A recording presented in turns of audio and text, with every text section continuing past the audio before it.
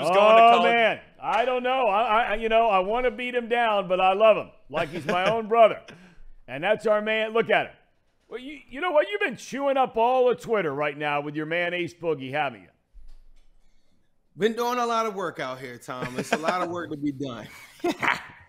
They was like, Zim, what are you doing in here? Tom's on the show. I was like, oh, I forgot. Like, man, I'm telling you, it gets heated out here. Everybody wants the Bengals blood, and here we are. I haven't even talked to you since I got my Twitter back. I know. How did that happen? Give us a lowdown. Man, I called everybody I could. Just kept on appealing and stuff like that, and I got some people to get me out of Twitter jail, man. I busted out. Well, I mean, Twitter is better for it, having you on there. Look, all the talk, here we are now. Buffalo v. Bengals. What are your thoughts on this one, Zim?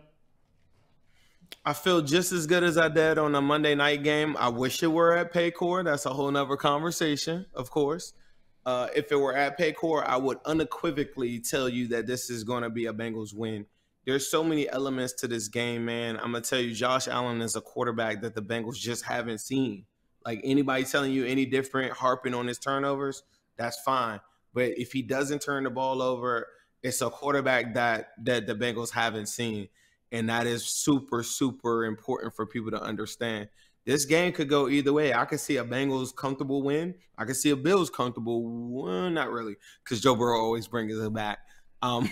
But, you know, but more and more often than likely, I see a closer game.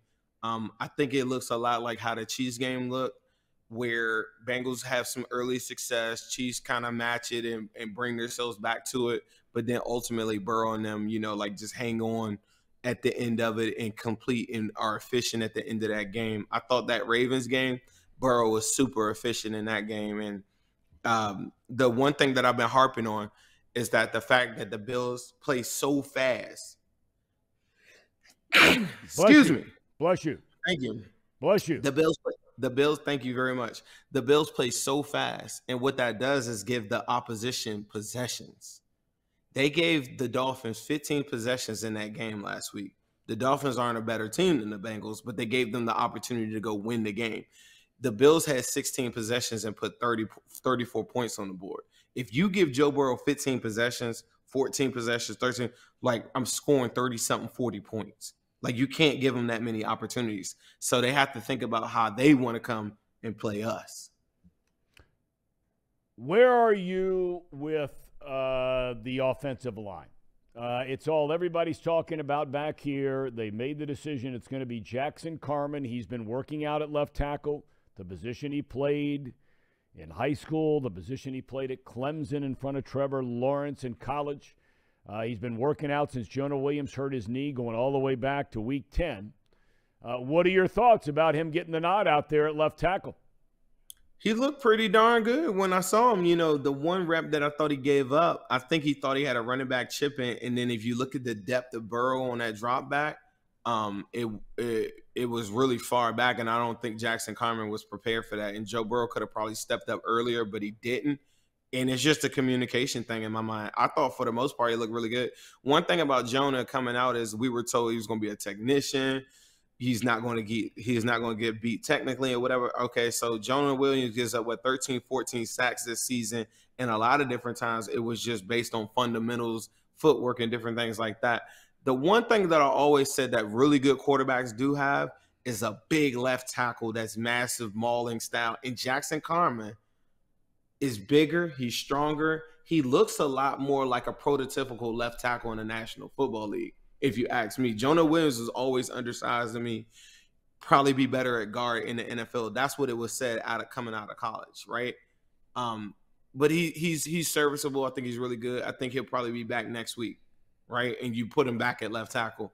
But moving forward, I thought like the only reason why the Dolphins guy didn't get killed, Skylar Thompson, last week is because he had turned Armstead.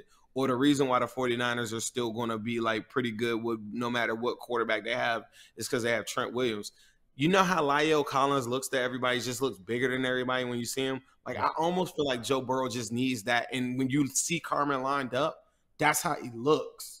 Like a big mauling style type, tackle, whatever. And He does. And I think that's a formula for, like what you need. And I don't think that the drop off is as big as everybody says. I think the drop off are the injuries that people aren't talking about. The one to Micah Hyde is the biggest injury one in this whole entire game. And I'm gonna tell you why. The Bengals rarely get single coverage on the outside. The Bills, because Hyde has been gone with a neck injury all season, were forced to play a lot of single high safety looks where they're giving you one-on-one matchups on the outside. Every single time that the Bengals saw that this year, the Falcons, the Saints, the Panthers, and even bits and pieces of the Jets game, all of those games had the same concepts where teams are giving up these really big plays. That's why I thought the first play of the game in that Bills Monday night game was very telling. That's what it looks like when you don't go two safeties over the top on the outside and make Joe Burrow like grind it out all the way down the field.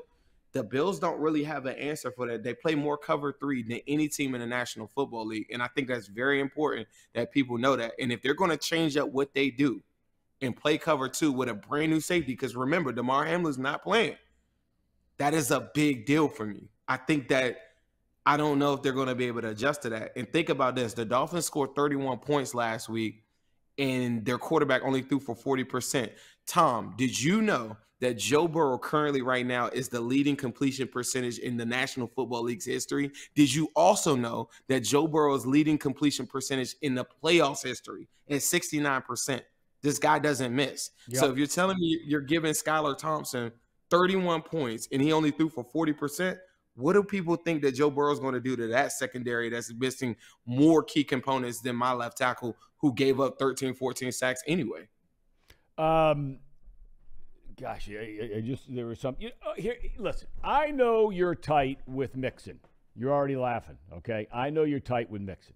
But I made the comment a little bit earlier, and I love Mixon. I love what he's done since he put on his uniform here, both on the field and off the field. I love his swagger. He's not afraid to put himself out there. I am all in on Joe Mixon. I liked the running game. There was something about it that screamed smash mouth football to me when P. Ryan was carrying the load. Your thoughts on that? I know you're a big Mixon guy, so have at it. I thought early in that game, I was surprised at some of those bigger runs. Mixon I thought he should have took off on them and probably gave us like a 20-yard run, and it ended up being like 11-yard runs. And then later on, I feel like the Ravens are the second best run defense in the National Football League, so it's going to look like that sometimes, The P. Ryan thing is in the limited carries that he has had recently, he hasn't really looked that good. I think he had like 2 carries or 3 carries for like 3 or 4 yards. So I thought when they came out there with the Chiefs, that was a better matchup because the run defense wasn't anything close to what the Ravens or the Bills are. And P. Ryan had a really good game and runs for 100 yards. And then you also keep Patrick Mahomes off the field. I just think it's a week-to-week type of thing. In this one, I do want to see a lot of P. Ryan in there in pass protection. I just think the big playability of Mixon bouncing runs, you think about it, he ran for 65. What was that, like 2 weeks ago? And then he had the 40-yard taken away. Remember, it was a holding call. He could have ran for 100 in that game. Yep. So it's one of those things. It's in hindsight, you're always going to say, maybe P. Ryan runs that differently. But I kind of trust the coaches on that one. Like for me, I wouldn't second guess it. If P. Ryan got more carries this game, I wouldn't be disappointed. If Mixon took more of the workload, I mean, it's Joe Mixon. Since 2017, he's one of the leading running backs in the National Football League. So, that's why I say I'm not down on Mixon. I'm a big fan of Mixon. I just don't know. I just think from an attitudinal standpoint, and look, Mixon brings the attitude. I'm not suggesting that. We've talked about this already. Now, for the first time all year long, we've been joined in the chat and on the show by a guy who goes by Josh Allen Big Balls. Okay? And he claims, look it up, the best player for the Bengals all year long this season, the referees. They got more penalty first downs than anybody in the league. Now, I'm not looking that up statistically right now. He might be spot on. But listen, Josh Allen, BB, great to have you with us. But I tell you what, if you win or if your team loses, please come back in the chat on Monday. Please come back in to the chat on Monday. Okay. Have you heard the stats about Carl Jeffers, the referee? And do you know what his record is against the Bengals? I mean, what his record is when he's officiating a Bills game?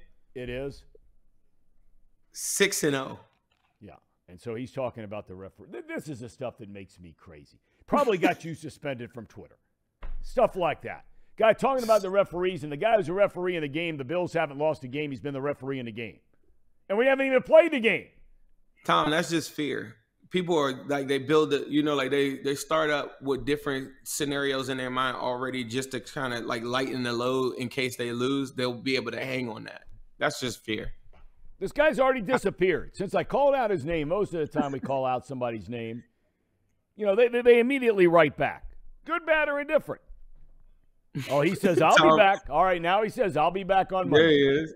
Thom is on a heater. But I'm just telling you right now, like, that's just fear. Like, there's not a Bengals fan alive that's sitting around thinking about, like, oh my God, what are the Bills like? The only reason why I know that stat is because people keep on posting me and they're fearful. They're like, man, this guy called Jeffers. Have you seen what he looks like every time they go to play? And I'd be like, so, like, the guy's got to play the game, and I feel like the Bills need more than the rest to win this game. That's how I feel with my quarterback. I guess they don't feel the same about Josh Allen. No.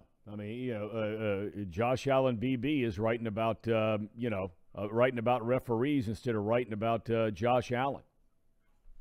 Josh Allen is a dog. You and Casey and Paul are the only homers on this show, Zim. So that's okay. Are you not going to the game in Buffalo? I mean, how long of a ride is that for you from the elite suburbs outside of D.C.? I think it's only like 6 hours. And you're not going? I'm not going. Okay.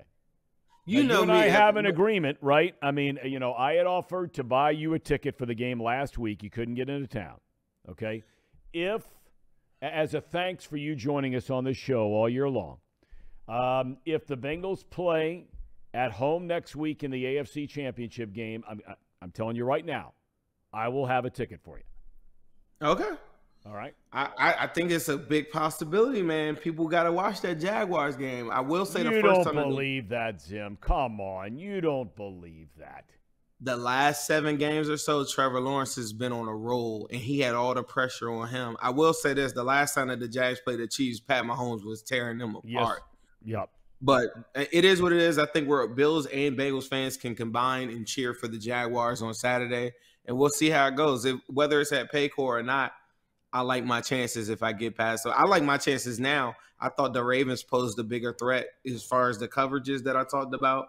But I'm telling you right now, everybody that's listening, the possessions. If the Bills play that style of football, like gun, throw the ball, you're just going to give me the ball, and Joe Burrow's going to cook.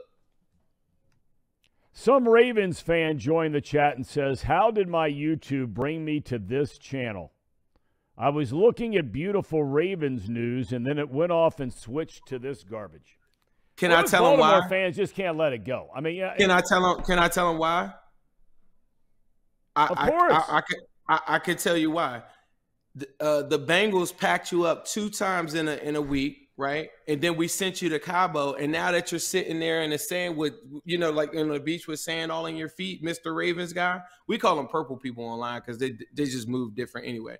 But this purple person right here now doesn't have the decency to come back and thank me and you for giving you a first-class ticket to all season and mock drafts. The one thing that I want to make sure that this guy does is when you bring out your mock draft board, make sure you mock a quarterback in the first round. There you go. You got that right. Because Lamar is DUN in Baltimore. All right, Zim, I know you're in savage mode already. I don't know how you're going to contain yourself from now until Sunday at 3 o'clock. I'm focused, man. The job is, we got a lot. You just laid it out. We got a game to go to next week. It's a lot of different things. I got to pick out an outfit, all these things. You know what I'm saying? We got a lot of now different you things sound like Joe Burrow. You got to pick up an outfit. We got to pick out a fit. We got to make sure we're good next week at Paycor. It's a lot of things that we got to worry about, though. But all jokes aside, though, I think this is going to be an awesome game. I think maybe 27-24 mode, good offensive shootout at points. There are going to be some defensive plays made too. I think it's going to be an exciting game. It could go either way, honestly. All right. Zim, it's always great seeing you. Have a great weekend. You and I will be going back and forth over the weekend, texting about the game and what's happening. So, I caught your act a little bit on the live stream last Sunday. I'll be dialed in again this week. So you have a good day and get the Bengals that win. Hold on, I got a big one tonight. If anybody's watching this, I got an interview tonight with Zach Carter, defensive lineman for the Bengals, 7:30 Cincinnati pod. So if you want to know about some trenches and stuff like that, I thought Zach Carter had a real good game against the Ravens. So make sure you guys follow me at Zim WhoDey or Cincinnati pod on Twitter. We're going to have a good show tonight with Zach Carter, and we're going to get a little bit of information on what we're going to look like up front on the defensive side. Zach Carter had an excellent game last week. There's no doubt. He's become much more of a force along with Osai and some of those young players along the defensive line when the team is needed the most. All right, Zim. Take care of yourself. God bless, brother. I'll talk to you soon. Appreciate you, Thom.